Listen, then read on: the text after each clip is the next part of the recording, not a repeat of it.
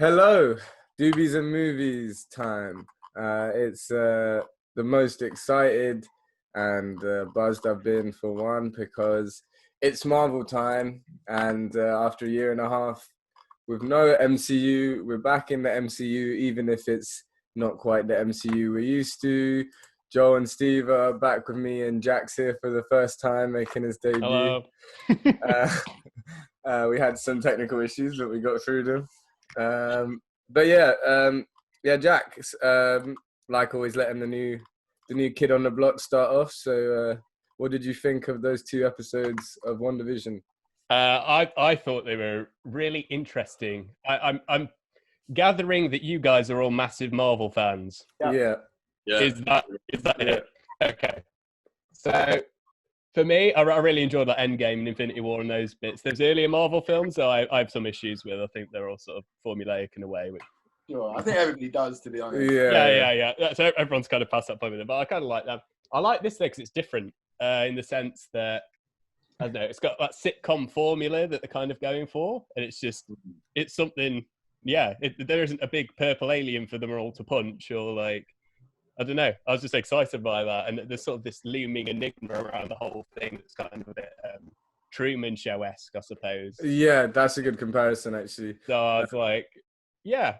So even though nothing's really happened, and we don't have that much to go on in terms of plot and stuff like that, I'm invested, and I'm looking forward to next week. I've got a lot of questions about it and where that's going as well, which perhaps you guys can kind of make clear for me, I suppose.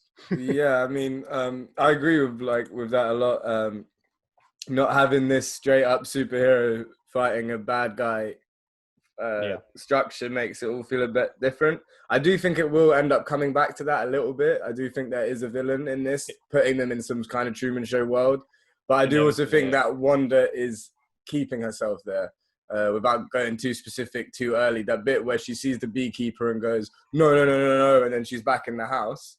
I do think her grief is keeping her in some sort of denial and wanting her to be in this happy place. But yes, Steve, what about you? What do you think? Yeah, I thought it was pretty good. I like how easy it is to watch. Like, it's just, you chuck it on, it's not like this really kind of intricate show where there's lots of drama and whatnot going on, where you've got to follow it really, like, pick up every detail, and it's not like as if you're watching fight after fight. It's not action packed, but it's so like nice, and it's even like the cheesiness of it is just really quite enjoyable. Like, it's so kind of stereotypical that it's almost like kind of just jokes, and it's also just fine to watch. But it's also like I like the little details of how like it just breaks that wall every now and again. Wanda just kind of like goes into this like surreal of shock and just freezes and just like has this like dramatic music as well, and then like 1950s sitcom. I just like that little kind of contrast.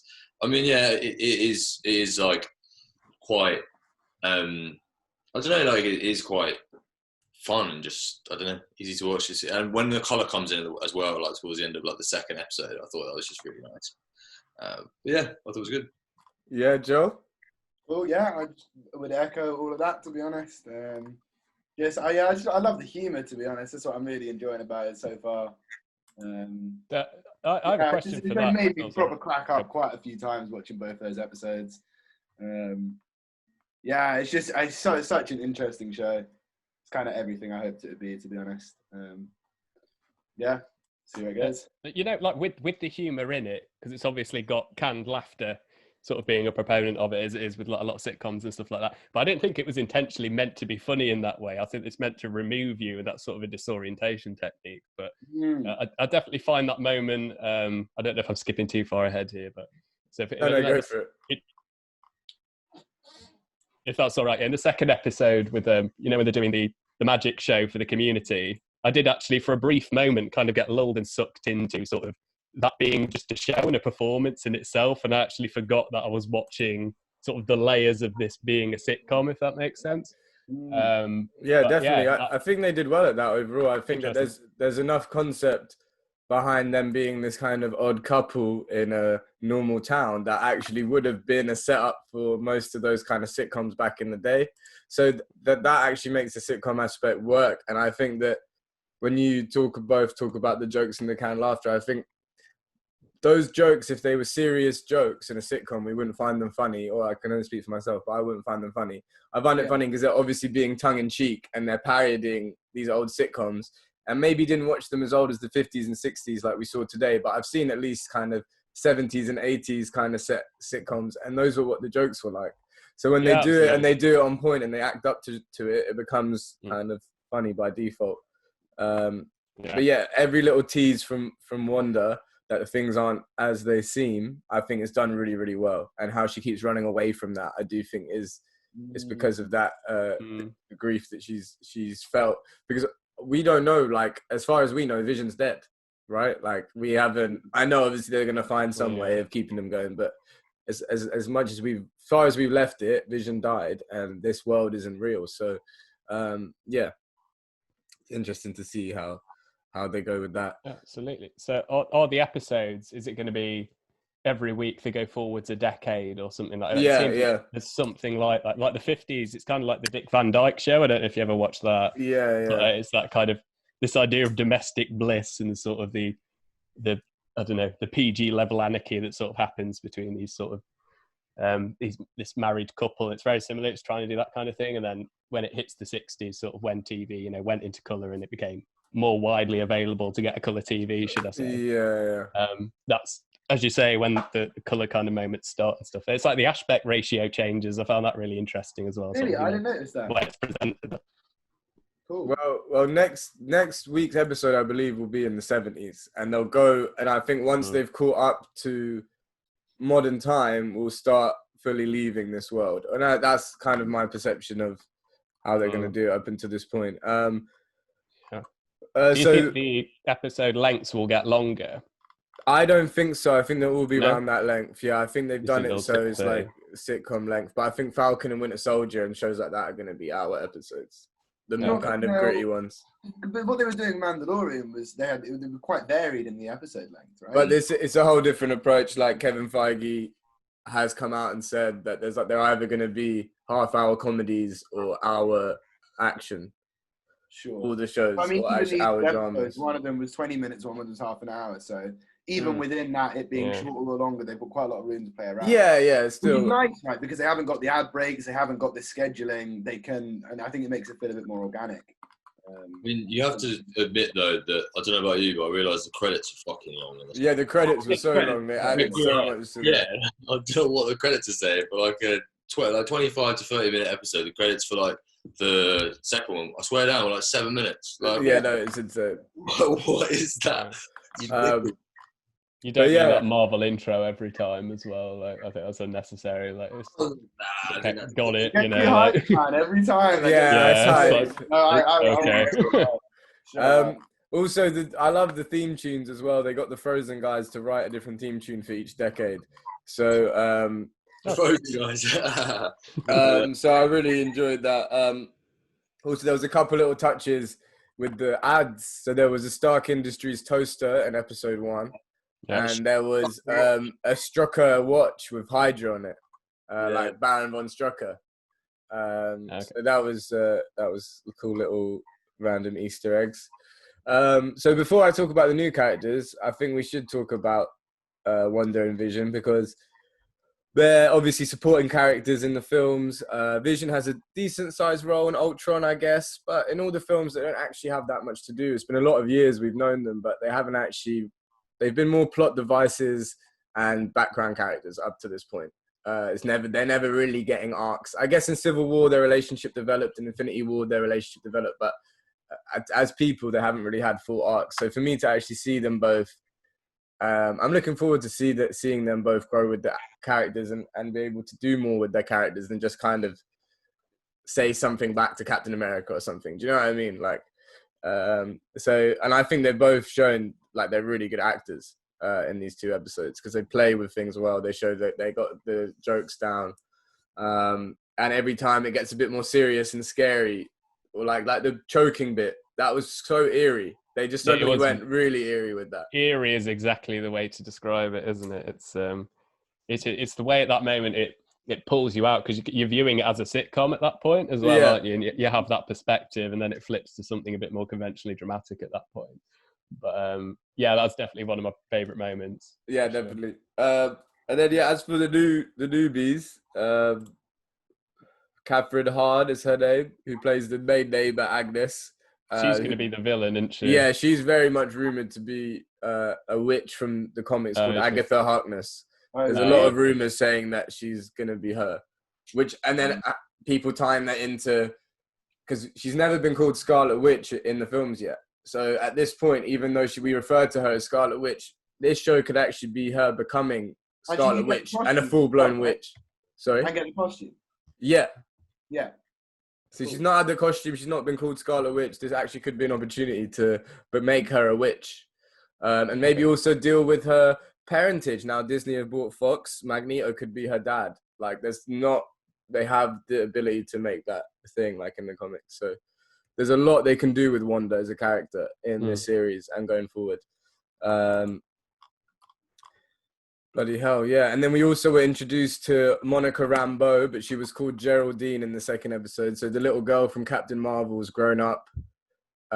She's a big hero in the comics. She is one of the Captain Marvels at one point in the comics. So how she ends up being linked with it, we'll see. But it was cool to see her in it anyway. Fuck me, who else was in it? Oh yeah, the mum from that 70s show was in it. Deborah Rupp in it, yeah. And who was the guy who played the husband that was choking? I feel like I've seen him in things. Yeah. I've seen him in things. I know the girl who Jesse sold meth to in Breaking Bad was in it. Really? You know the one, Jesse sells meth to that girl at the petrol station for gas for the RV. Maybe. Like, hold on, I'll show you. Yeah, She was like a fucking audience member for the talent show for the thing. Like, you'll recognise it. Hold on. So the husband guy's been in like loads of shit in small roles. So I don't know what. Probably seen him from various things. He was in loads of GTA games. It's scrolling through IMDb now. But yeah, no. Everyone kind of fit the tone well. I do think getting the mum from that 70s show was a nice little nod to obviously those kind of sitcoms, especially when they get to the 70s. Oh yeah. Okay, yeah. She was in it. Deborah Rupp's in Friends as well, isn't she? Briefly. Yeah. So she is like a good kind of nod to those classic sitcoms. Yeah. When they get to the 70s, they'll probably play on her in that 70s show a little bit. Yeah. She's in Friends. She's like Phoebe's brother. She's the older woman that he's with, right? I think so. Yeah. Yeah. That's it. She has the babies with. She has the babies. That's right. She has like Phoebe's. Phoebe's Bay has babies for her. But yeah. So as well, the writer of the show, Jack Schaefer, is actually also the writer of Black Widow. So that kind of sets a good precedent for me for Black Widow because she's obviously a good writer. And the director of the series is a bloke called Matt Shackman, who's done Fargo and Game of Thrones and It's Always Sunny and The Boys. He's done a lot of shows, to be fair. Yeah. So he's obviously knows what he's doing. I just hope by the next episode we get something, because it is clear it's not like The Mandalorian. You get the two that are set up. They'll probably set a precedent of doing that now, won't they? But a precedent. So, but, I could do quite a lot of it kind of being this sort of show, to be honest. Like, I agree. With one a week, it's hard, though. I could do quite a lot of just a silly sitcom with just like kind of irrelevant, I don't know, silly little... Yeah. If they brought more out at once, I'd be more game for it because I'm getting the reveal. I just don't want to be frustrated that I wait a week for it and I don't get that much. Yeah. That would be more my concern. I actually quite like it. It's like...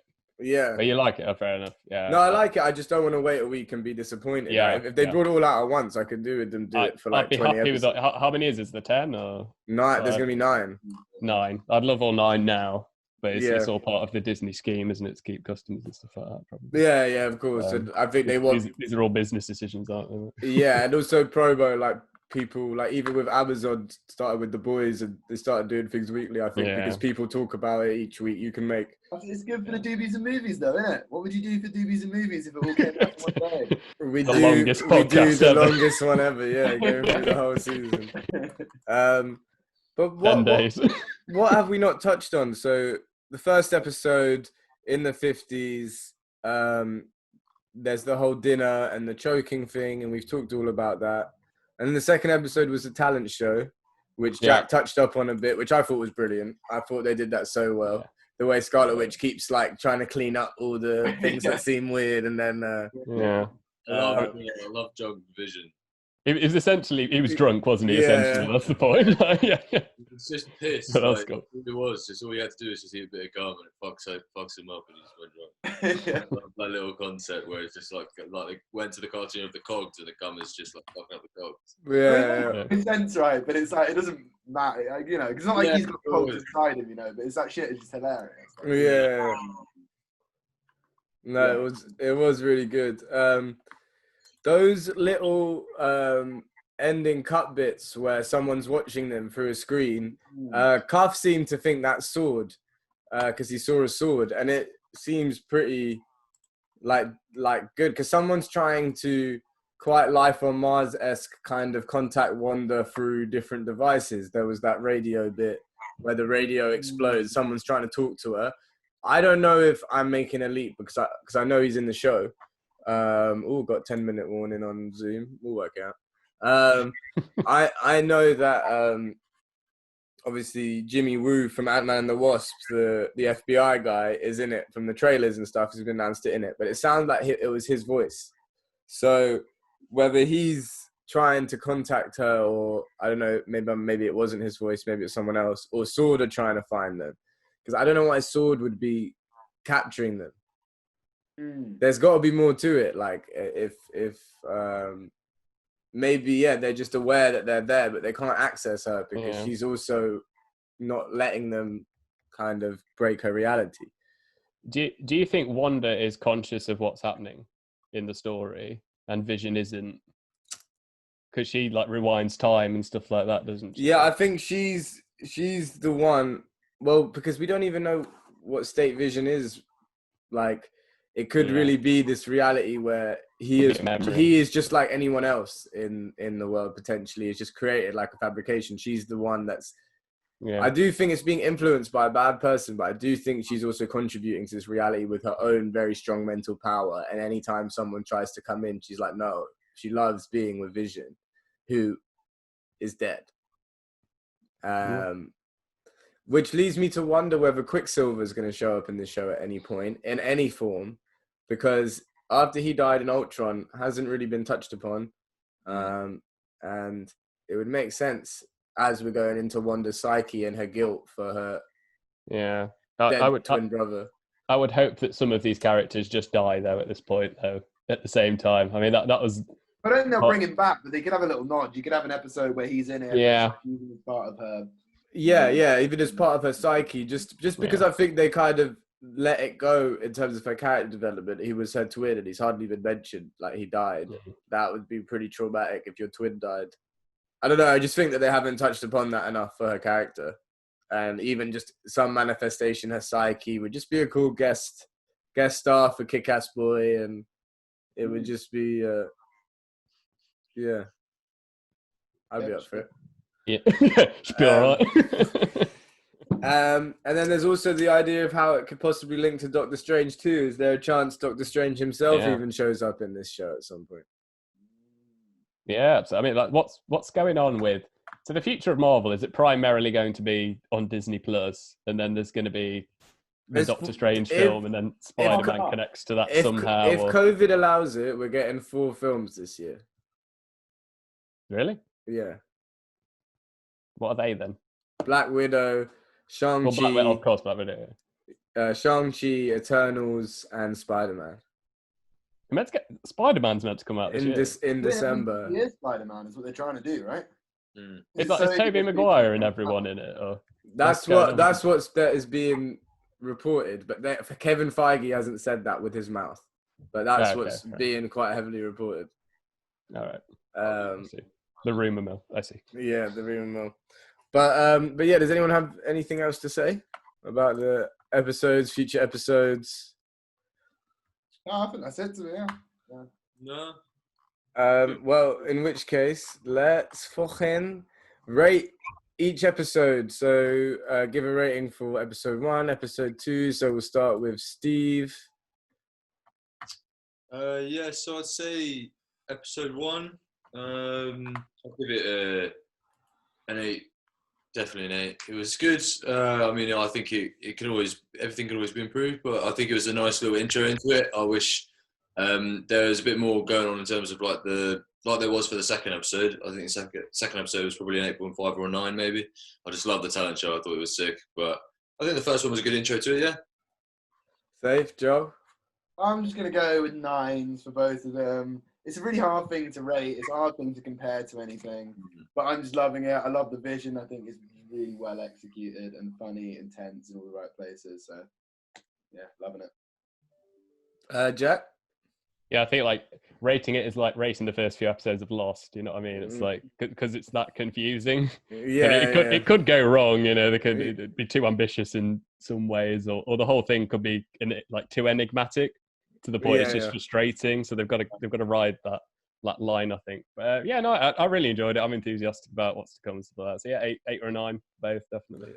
Yeah, I'd say 8 and a 9 as well. I think it was just a bit better in the second episode because obviously they've introduced you to it. They've got to take a second to introduce you to it, and then second one they seem to have a lot more fun with it.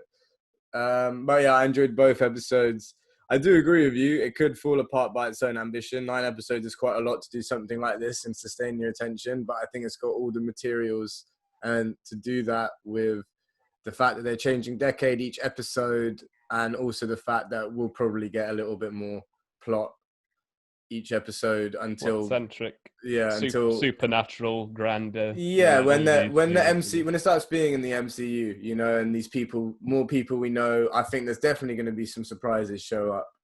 Whether it's someone as Hollywood as Doctor Strange, I don't know, but I think we'll get some faces. Why can they not do that at this point? They brought Mark Hamill into Mandalorian. Like, these shows are big budget films. Yeah, it's just Kevin Feige quite like saving characters and not revealing too much. So it's more about that than whether they could get Cumberbatch in. I'm sure he would do whatever he's told.